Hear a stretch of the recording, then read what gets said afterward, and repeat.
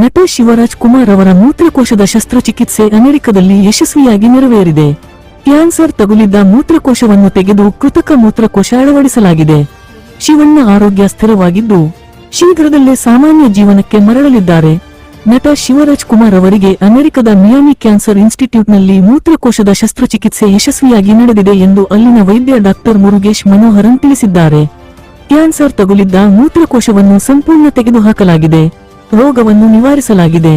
Surgery ಬಳಿಕ ಅವರದೇ ಕರುಳನ್ನು ಬಳಸಿಕೊಂಡು ಕೃತಕ ಮೂತ್ರಕೋಶ ಸೃಷ್ಟಿಸಿ ಅಳವಡಿಸಲಾಗಿದೆ ಎಂದು ವೈದ್ಯರು ತಿಳಿಸಿದ್ದಾರೆ. Doctor he will speak and he will tell the details. ಅವರೇ ನಿಮಗೆ ಸ್ವಲ್ಪ ಡೀಟೇಲ್ಸ್ ಹೇಳ್ತಾರೆ. Greetings everyone. My name is Dr. Manoharan. Today Mr. Shivana's surgery went very well.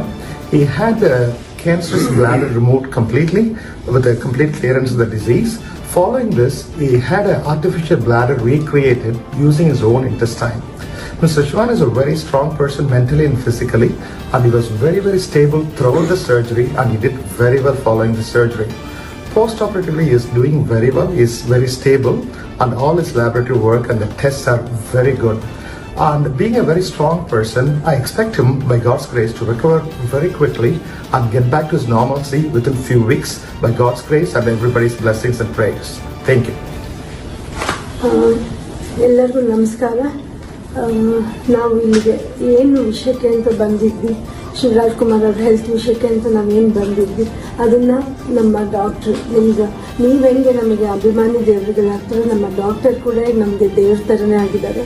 ಯಾಕಂದರೆ ಶಿವಣ್ಣ ಇದರಲ್ಲಿ ಆಪ್ರೇಷನ್ನು ಚೆನ್ನಾಗಾಯಿತು. ಆಮೇಲೆ ಅವ್ರನ್ನ ಇವಾಗ ICUಗೆ ಶಿಫ್ಟ್ ಮಾಡಿದ್ದಾರೆ. ಎಲ್ಲ ಪ್ಯಾರಾಮೀಟರ್ಸ್ ಡಾಕ್ಟರ್ ನಿಮಗೆಲ್ಲನೂ ಎಕ್ಸ್ಪ್ಲೇನ್ ಮಾಡಿದ್ದಾರೆ ಈಗ. ಸೊ ನೀವೆಲ್ಲರೂ ಶಿವರಾಜ್ ಕುಮಾರ್ ಅವ್ರಿಗೋಸ್ಕರ ನೀವು ಪೂಜೆಗಳನ್ನ ಮಾಡಿದ್ರಿ, ಅವರಿಗೆ ಒಳ್ಳೇದಾಗಲಿ ಅಂತ ಬಯಸಿದ್ರಿ. ಆಮೇಲೆ ದೊಡ್ಡವರು ಅವ್ರಿಗೆಲ್ಲರೂ ಆಶೀರ್ವಾದ ಮಾಡಿದ್ದೀರಾ ನೀವೆಲ್ಲರೂ. ಇವತ್ತು ಶಿವಣ್ಣ ಅವ್ರು ಚೆನ್ನಾಗಾಗಿ ಇವತ್ತು ಆಪರೇಷನಲ್ಲಿ ಆಗಿ ಸಕ್ಸಸ್ ಆಗೋಕ್ಕೆ ನಮ್ಮ ಡಾಕ್ಟರ್ ಮನೋಹರ್ ಅವರೇ ಕಾರಣ ಅಂತ ನಾನು ಹೇಳಕ್ಕೆ ಇಷ್ಟಪಡ್ತೀನಿ.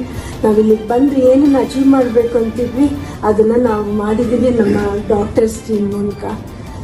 ಇನ್ನು ಸದ್ಯದಲ್ಲೇ ಶಿವರಾಜ್ ಕುಮಾರ್ ಅವರು ನಿಮ್ಮ ಹತ್ರ ಮಾತಾಡ್ತಾರೆ. ಬಟ್ ಇವಾಗ ಸ್ವಲ್ಪ ಸುಸ್ತಾಗಿರೋದ್ರಿಂದ ಇನ್ನೊಂದು 3-4 ದಿನದಲ್ಲಿ ಅವ್ರು ಬಂದು ನಿಮ್ಮನ್ನೆಲ್ಲ ಅಡ್ರೆಸ್ ಮಾಡ್ತಾರೆ. ನಿಮ್ಮ ಪ್ರೀತಿ ವಿಶ್ವಾಸಕ್ಕೆ ನಾನು ಯಾವಾಗಲೂ ಚಿರಋಣಿಯಾಗಿರ್ತೀನಿ. ನಾನು ಇದನ್ನು ಯಾವತ್ತೂ ನನ್ನ ಜನ್ಮದಲ್ಲೇ ಮರೆಯೋದಿಲ್ಲ. ನಿಮ್ಮನ್ನು ಕೂಡ ನಮ್ಮ ಡಾಕ್ಟರ್ನ ಕೊಡ್ತಾರೆ. ನಮಸ್ಕಾರ. ಮತ್ತೆ ಕೆಲವು ಪ್ರೋಟೋಕಾಲ್ಸ್ ಇರ್ತದೆ. ಯಾವಾಗಲೂ ಮೆಸೇಜ್ ಕೊಡಲಿಲ್ಲ ಅಂದ್ರೆ ಏನು ಇದು ಮಾಡ್ಕೊಳಕ್ಕೆ